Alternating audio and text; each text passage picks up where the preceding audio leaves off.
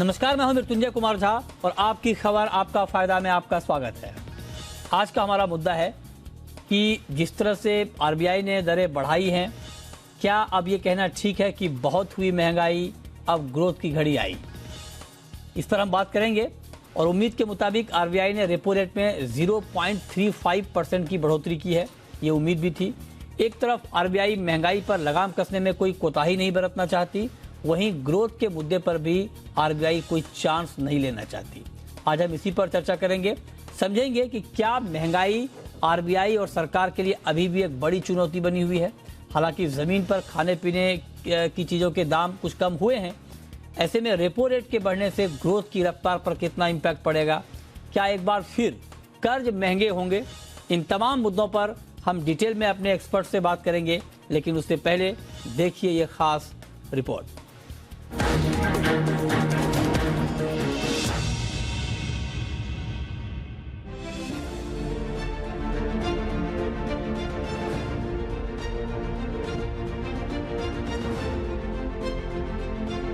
महंगाई का मुद्दा अभी भी आरबीआई के लिए सिरदर्द बना हुआ है। ऐसे में आरबीआई ने मॉनेटरी पॉलिसी के तहत रेपो रेट में 0.35% की बढ़ोतरी की है। यानी रेपो रेट 5.90% से बढ़कर अब 6.25% हो गया है। लेकिन इससे साफ हो गया है कि महंगाई के मोर्चे पर सेंट्रल बैंक की सख्ती बरकरार है। जाहिर है रेपो रेट की बढ़ोतरी से कर्ज और महंगा होगा, लेकिन आरबीआई ने पूरी कोशिश की है कि महंगाई और ग्रोथ के बीच संतुलन बना रहे। वहीं आरबीआई ने यह भी साफ कर दिया है कि अगर महंगाई उम्मीदों के मुताबिक कम नहीं हुई तो आगे भी रेपो रेट में बढ़ोतरी संभव है। बेलगाम महंगाई पर अंकुश लगाने के लिए आरबीआई ने इस साल मई से लेकर अब तक 2.25% के साथ लगातार 5वीं बार रेपो रेट बढ़ाया है। हालांकि आरबीआई गवर्नर ने उम्मीद जताई है कि महंगाई आहिस्ता आहिस्ता ही सही लेकिन कमजोर पड़ रही है। फिर भी आरबीआई की उम्मीदों के मुताबिक इसमें कमी नहीं आ पाई है और ये 6% के पार बनी हुई है। हालांकि आरबीआई ने उम्मीद जताई है कि कारोबारी साल 2023 के अंतिम तिमाही में महंगाई दर 6% के नीचे आ जाएगी। आरबीआई के लिए महंगाई के मोर्चे पर राहत वाली बात यह है कि होलसेल प्राइस इंडेक्स यानी WPI 8.39% के साथ 19 महीने के अपने निचले स्तर पर है। वहीं सब्जियों की महंगाई घटकर 17% के आसपास है, जो कि अक्टूबर में 40% के करीब थी। जमीन पर भी सब्जियां और फल सस्ते हुए हैं। अनाज और खाद्य तेल की कीमतों में भी कुछ कमी आई है। क्रूड और एनर्जी की कीमतों में मामूली कमी आई है। कंपनियां भी महंगाई घटने का फायदा कंज्यूमर तक पहुंचाने के लिए तैयार दिख रही हैं। मगर सवाल यह है कि क्या लगातार महंगा होता कर्ज ग्रोथ की गाड़ी की रफ्तार घटा सकता है? गवर्नर शक्तिकांता दास ने भी वित्त वर्ष 2023 के लिए जीडीपी में वृद्धि के अनुमान को 7% से घटाकर 6.8% कर दिया है। हमारे लिए महंगाई के साथ बेरोजगारी भी बड़ी समस्या है और जब तक ग्रोथ तेज नहीं होगी, रोजगार के मौके पैदा नहीं होंगे। अच्छी बात यह है कि तेज इकोनॉमी ग्रोथ के लिए तैयार दिख रही है। बैंक क्रेडिट में 8 महीने से डबल डिजिट ग्रोथ जारी है। शहरी इलाकों के साथ ग्रामीण इलाकों में भी मांग में सुधार देखने को मिला है। ग्लोबल मंदी की आशंकाओं के बीच इंडियन इकोनॉमी अच्छी ग्रोथ दिखा रही है। ऐसे में अब वक्त आ गया है कि रिजर्व बैंक और सरकार दोनों ग्रोथ पर फोकस करें और इसे 7% के ऊपर पहुंचाने की कोशिश करें। ब्यूरो रिपोर्ट, जी मीडिया। और चलिए अब चर्चा की शुरुआत करते हैं। और चूंकि महंगाई अभी भी एक बड़ा मुद्दा है और महंगाई को बहुत ही डिटेल में देखते हैं, समझते हैं, सिराज हुसैन साहब जो कि फॉर्मर एग्रीकल्चर सेक्रेटरी हैं और इस वक्त हमारे साथ जुड़ चुके हैं।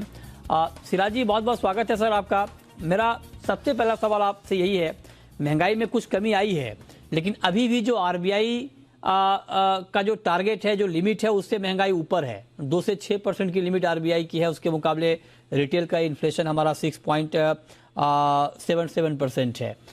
क्या आपको लगता है कि हालांकि महंगाई में कुछ कमी आई है, सब्जियों के दाम कम हुए हैं, खाने के तेल के दाम कम हुए हैं, कुछ और चीज़ों के दाम कम हुए हैं, क्या महंगाई का ये जो घटता क्रम है ये कंटिन्यू रहेगा सर? देखिए, अगर मौसम ने साथ दिया और पिछले साल की तरह क्लाइमेट चेंज का इफेक्ट नहीं आया, तो हम उम्मीद कर सकते हैं कि रबी फसलों की जब आमद होगी मार्च अप्रैल में, तो महंगाई में और मॉडरेशन होगा। और इसीलिए आप देखिए कि रिजर्व बैंक ऑफ इंडिया ने ये प्रोजेक्शन किया है कि जो पूरे साल में महंगाई की दर है, यानी कि फोर्थ क्वार्टर में जो महंगाई की दर है वो घट के 5.9% हो जाएगी। और सीपीआई भी उम्मीद की जा रही है कि अगले साल घट के 5% हो जाएगा पहले क्वार्टर में और दूसरे क्वार्टर में 5.4%। तो ये सब कुछ डिपेंड करता है, जहाँ तक फूड इन्फ्लेशन का सवाल है, काफ़ी हद तक डिपेंड करेगा कि हमारे देश में क्लाइमेट चेंज का क्या इम्पैक्ट हो रहा है, क्योंकि बहुत अच्छी बुआई हुई है, हमारे रिजर्वॉयर्स तकरीबन फुल हैं और ग्लोबल प्राइसेस भी किसी हद तक कम हुए हैं एडिबल ऑयल्स के।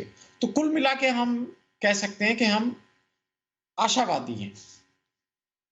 वादी हैं, आप कह रहे हैं कि आगे महंगाई में कुछ और कमी आ सकती है। हमारे साथ अदिति नायर भी जुड़ चुकी हैं, चीफ इकोनॉमिस्ट इकरा की।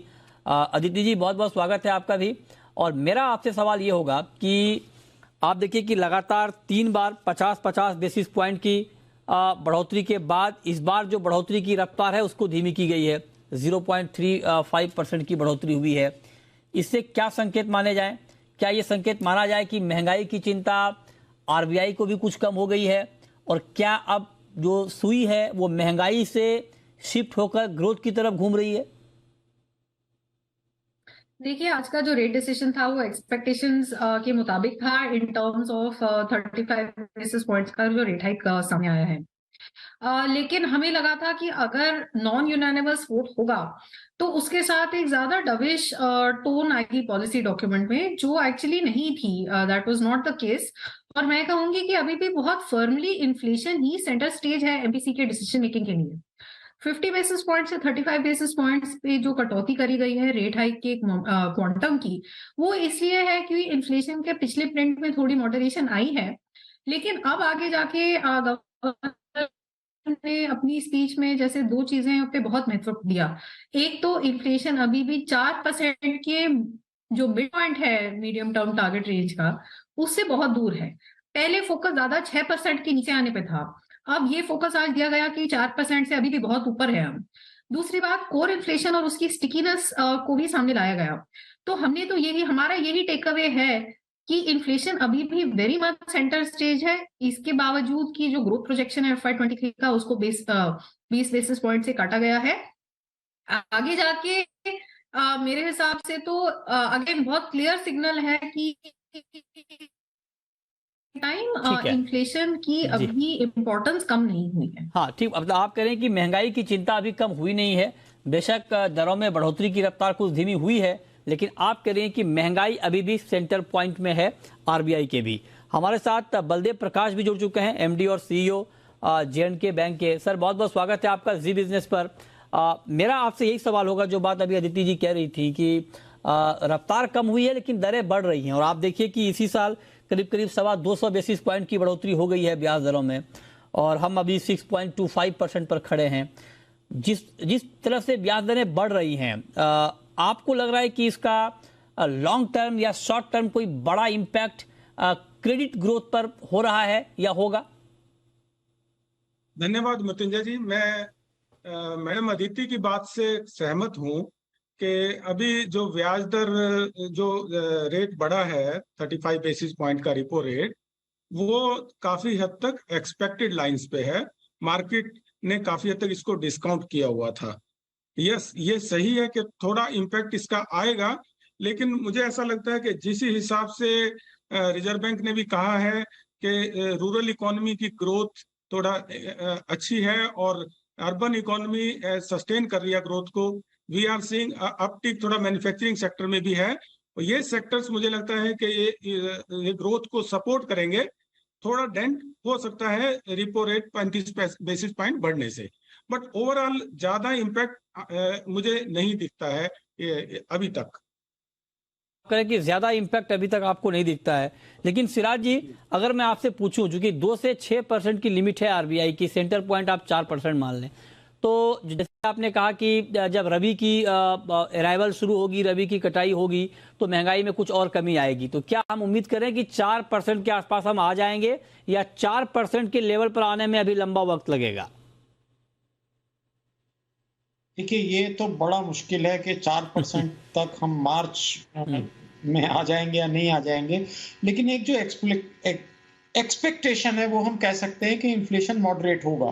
दूसरी बात ये है कि चाइना के अलावा, चाइना में तो इन्फ्लेशन 2% है, क्योंकि वो बहुत ज़्यादा स्टॉक अपने पास सारे फूड आइटम्स का रखते हैं। फूड इन्फ्लेशन को बहुत ज़्यादा काबू में रखने की कोशिश वहाँ की जाती है।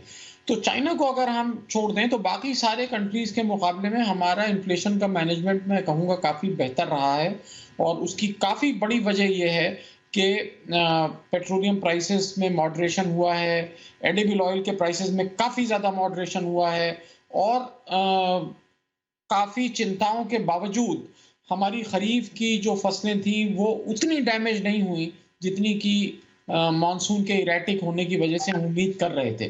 तो कुल मिला के हम कह सकते हैं कि मॉडरेशन होने की उम्मीद है। अब 4% पहुंचेगा या नहीं पहुंचेगा या उससे थोड़ा ज़्यादा रहेगा, ये तो बहुत मुश्किल है इसको प्रिसाइजली बताना। आप कह रहे हैं कि बेशक वो आंकड़ा आए या ना आए ये कहना मुश्किल है, लेकिन आप कह रहे हैं कि महंगाई में कमी तो आएगी। अच्छा सर, आपने कहा कि हमारा जो महंगाई का मैनेजमेंट है बड़ा अच्छा है, तो क्या दरों में बढ़ोतरी करके महंगाई को काबू में करने का मैकेनिज्म भी ठीक है? ये कारगर साबित हो रहा है, काम कर रहा है ग्राउंड पे? देखिए इस पे पूरी दुनिया में डिबेट है और आपके पैनल में बड़े इकोनॉमिस्ट हैं, वो इस पे ज्यादा बेहतर तरीके से बता सकते हैं। लेकिन ये एक बड़ा इफेक्टिव कंट्रोल का मैकेनिज्म सारी रिजर्व बैंक, दुनिया की जितनी सेंट्रल बैंक्स हैं वो इसको मानती हैं। कुछ कंट्रीज ने इसके अगेंस्ट काम किया। मिसाल के तौर पे टर्की ने कहा कि हम इंटरेस्ट रेट बढ़ाएंगे नहीं, हम तो इंटरेस्ट रेट घटा देंगे। तो उन कंट्रीज की परफॉर्मेंस कोई बहुत अच्छी नहीं रही। तो डिमांड को कम करने के लिए, जो एक्सेसिव लिक्विडिटी है उसको कम करने के लिए ये एक तरीका होता है। लेकिन ये मैं मानता हूं कि खाली हम ये नहीं कह सकते कि इसी की वजह से इन्फ्लेशन कम हो जाएगा, खासतौर से फूड इन्फ्लेशन, क्योंकि उसमें सप्लाई साइड फैक्टर्स भी बहुत महत्वपूर्ण हैं। अब अदिति जी, एक सवाल मैं आपसे ये पूछना चाहता हूं कि ग्रोथ के अनुमान को लेकर थोड़ी चिंता है, ग्रोथ का अनुमान भी घटाया गया है, उस पर आपकी राय क्या होगी? क्या इसको लेकर चिंता ज्यादा है या आपको लगता है कि ये तात्कालिक चिंता है, महंगाई कम होने के साथ साथ जब आरबीआई का रुख थोड़ा और नरम होगा ब्याज दर पे तो ये चिंता धीरे धीरे दूर हो जाएगी? देखिए, पहले तो मैं अपनी इन्फ्लेशन फोरकास्ट बताना चाहूंगी। हमारा ये अनुमान है कि इस साल जो हेडलाइन सीपीआई इन्फ्लेशन है वो लगभग 6.6% के आसपास रहेगा, जो एमपीसी के फोरकास्ट से हल्का सा ही कम है। और अगले साल का हमारा पूरे साल का एवरेज जो फोरकास्ट है हेडलाइन सीपीआई इन्फ्लेशन का, वो 5.2% है। तो 4% पे हम सस्टेनेबली तो अगले साल में भी नहीं पहुंचेंगे। आई डोंट थिंक कि किसी का भी है। और इसलिए अभी भी एमपीसी इन्फ्लेशनरी एक्सपेक्ट को अनएंकर से को अवॉइड करने के लिए उन्होंने इतना सॉर्ट ऑफ हॉकिश तरह का आज जो Q2 का ग्रोथ था वो एमपीसी के प्रोजेक्शन के मुताबिक आया था।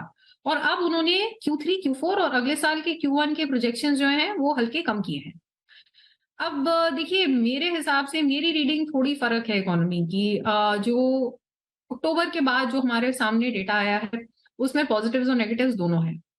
पॉजिटिव्स, एक तो जैसे हम सब बात कर रहे हैं, रबी सोइंग ने एक्सपेक्टेशन से बेटर पिकअप किया है और मेरा भी यही रीडिंग है कि जो एक्सपेक्टेशन थी कि खरीफ क्रॉप में बहुत वाइड स्प्रेड डैमेज हुई थी अनसीजनल रेन की वजह से, वो शायद उतनी चिंता की बात नहीं है। तो ये दो तो एग्री सेक्टर के पॉजिटिव्स हैं। ठीक है। फेस्टिव सीजन का सेंटिमेंट मेरी एक्सपेक्टेशन से बेटर था। अब ये देखना है कि वो डिमांड जो है कितनी सस्टेन होती है after the festive season is over. अक्टूबर के आंकड़े बहुत खराब हैं, सारे ही हाई फ्रीक्वेंसी इंडिकेटर्स खराब ही हैं। क्यों खराब है? क्योंकि अक्टूबर में इस बार दिवाली पिछले साल से जल्दी आई थी तो ज्यादा छुट्टियां थी। तो वाई ग्रोथ जो है काफी इंडिकेटर्स में हमें अक्टूबर में स्लाइड दिखा है। और सबसे बड़ा जो नीजक सॉर्ट ऑफ नेगेटिव रिएक्शन हुआ है वो हुआ है एक्सपोर्ट्स के कॉन्ट्रैक्शन से। हमारा मानना ये है कि एक्सपोर्ट्स में कॉन्ट्रैक्शन हुई, month on month sequential momentum merchandise services दोनों का सितंबर से अक्टूबर में कम हुआ, लेकिन साथ ही साथ इंपोर्ट्स भी कम हुए। तो ये हमें जो है ना थोड़ा सा अक्टूबर के डेटा को नजरअंदाज तो मैं नहीं कहना चाहूंगी, बट उससे बहुत ज्यादा हमें नेगेटिव टेक अवे नहीं लेना चाहिए, क्योंकि अभी तक जो नवंबर के हाई फ्रीक्वेंसी इंडिकेटर सामने आए हैं उनमें रिवर्स चीज देखने को मिल रही है। क्योंकि लास्ट ईयर छुट्टियां थी, इस साल नहीं थी, इसलिए बहुत अच्छा वाई जंप हमें दिख रहा है। और जो अभी तक हमने एवरेज कर पाए हैं, जहां जहां डेटा आ चुका है अक्टूबर नवंबर के लिए, वो हाई फ्रीक्वेंसी इंडिकेटर्स Q2 के ग्रोथ मोमेंटम को ब्रॉडली मेंटेन कर रहे हैं। तो मेरे हिसाब से एक्सटर्नल सेक्टर की कंसर्न है, क्योंकि ग्लोबल इकोनॉमी में स्लो डाउन हो रहा है, लेकिन उसका कितनी बहुत सही जल्दी कही और कि अब किस बहुत सारे एक्सटर्नल इंटेंसिटी फैक्टर में हैं जिसकी चिंता अभी है। ग्लोबल इकोनॉमी को लेकर चिंता है, जाहिर तौर पर उससे हम अछूते नहीं रह सकते हैं। एक छोटा सवाल बलदेव जी आपसे होगा सर मेरा कि 6.25% अभी रेपो रेट है और टर्मिनल रेट जो मार्केट का अनुमान है वो 6.5% के आसपास बताया जा रहा है। आपके हिसाब से भारत में ब्याज दरों का पीक कहां पर बन सकता है? क्या 25 बेसिस पॉइंट बढ़ के वहां पर रुक जाएगा या आपको लगता है कि नहीं उसके बाद भी बढ़ोतरी हो सकती है? मृत्युंजय जी, अभी जो फेड रिजर्व की पॉलिसी आने वाली है 10 दिसंबर को, वो एक बड़ा ट्रिगर पॉइंट रहेगा ये क्वेश्चन, आपका जो क्वेश्चन है उसका जवाब देने के लिए। बट ऐसा लगता है कि शायद जो हाई रेट इंटरेस्ट रेट का जो सिनेरियो था, जो रिजीम था, शायद वो अब कम होगा। और अभी जैसे 35 बेसिस पॉइंट बढ़ा है, हो सकता है अगली बार इससे कम होगा थोड़ा, और स्लोली स्लोली हम एक पॉज की तरफ जाएंगे।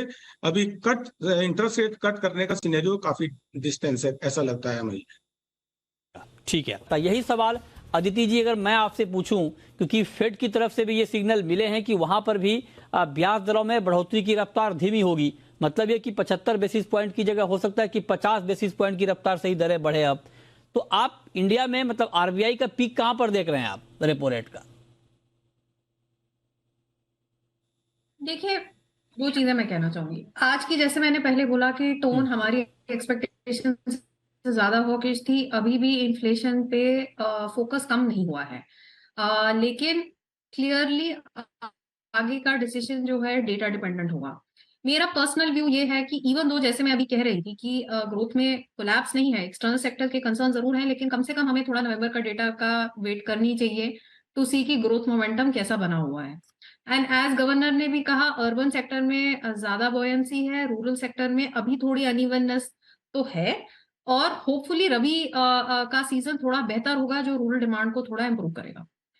ठीक है नाउ मेरे हिसाब से अभी भी जब हम ग्रोथ को आगे प्रोजेक्ट कर रहे हैं तो अगले मैम आपके पास कुछ तकनीकी दिक्कत आ रही है। सेकंड हाफ, बलदेव जी, जी मैं आता हूं आपके पास मैम। बलदेव जी अगर मैं आपसे ये पूछूं कि ये ठीक है, ये महंगाई और ग्रोथ के बीच का पूरा मामला चल रहा है, लेकिन क्या अब वक्त आ गया है कि ग्रोथ के ऊपर फोकस किया जाए, नहीं तो ये एक बड़ा चैलेंज फिर सामने खड़ा हो जाएगा? आपको लगता है, या फिर आपको लगता है कि नहीं महंगाई थोड़ी और कम हो जाए तब ग्रोथ पर ज्यादा फोकस करना चाहिए? आपका अप्रोच क्या होगा सर? मुझे ऐसा लगता है कि एक बैलेंस्ड व्यू जो आरबीआई ने अभी लिया है वो ज्यादा सूटेबल है। महंगाई को ध्यान में रखते हुए स्लोली स्लोली अगर रेट बढ़ता है, जैसे अगर हम और आगे देखें तो मे बी 25 बेसिस पॉइंट और थोड़ा सा रेट बढ़ सकता है। बट मुझे ऐसा लगता है कि जिस हिसाब से आउटलुक है इकोनॉमी का, जिसमें अच्छी प्रोग्रेस है रबी सोइंग का भी, और अर्बन डिमांड और रूरल डिमांड और मैन्युफैक्चरिंग की पिकअप, तो ऐसा लगता है कि ये सारे फैक्टर्स एक दूसरे को बैलेंस करेंगे, जिससे ग्रोथ के ऊपर बहुत ज्यादा मेजर इंपैक्ट आने के चांसेस कम है। हाँ, थोड़ा बहुत इफेक्ट आएगा जहां पे ईएमआई बेस्ड लोन है, वहां थोड़ा इम्पैक्ट आएगा उन कस्टमर्स के ऊपर, बट बहुत इम्पैक्ट आने के चांसेस कम लग रहे हैं एज ऑफ नाउ। अच्छा, तो आप कह रहे हैं कि बहुत इम्पैक्ट आने के चांसेस कम हैं अभी तक के हिसाब से। अच्छा सिराज जी, एक सवाल मैं, चूंकि आपने कहा कि अभी रबी की जब कटाई शुरू होगी तो दाम कम होंगे, महंगाई के मोर्चे पर आपके हिसाब से अगर टारगेटेड अप्रोच लेना हो तो आपको कौन सा ऐसा एरिया दिख रहा है जहां पर आपको लग रहा है कि हाँ इस मोर्चे पर महंगाई को लेकर चिंता है और पर्टिकुलरली उस पर फोकस किया जाना चाहिए? देखिए, हम तो एग्रीकल्चर के एक तरीके से स्टूडेंट हैं, तो हम चीज़ों को कई जावियों से, कई पर्सपेक्टिव से देखते हैं। हमने पिछले 6 महीने में कई बार लिखा है कि गवर्नमेंट पॉलिसीज़ की वजह से गन्ने के प्राइसेस इतने डिप्रेस्ड हैं कि किसानों को एमएसपी नहीं मिल पाएगा। इसी तरीके से अभी देखिए अरहर के अराइवल शुरू हुए हैं और प्राइसेस अरहर के एमएसपी के आसपास पहुंच गए हैं, जबकि दालों की शॉर्टेज है। तो हम तो ये चाहते हैं कि गवर्नमेंट की जो ट्रेड पॉलिसी है वो हमारे एमएसपी को प्रोटेक्ट करनी चाहिए।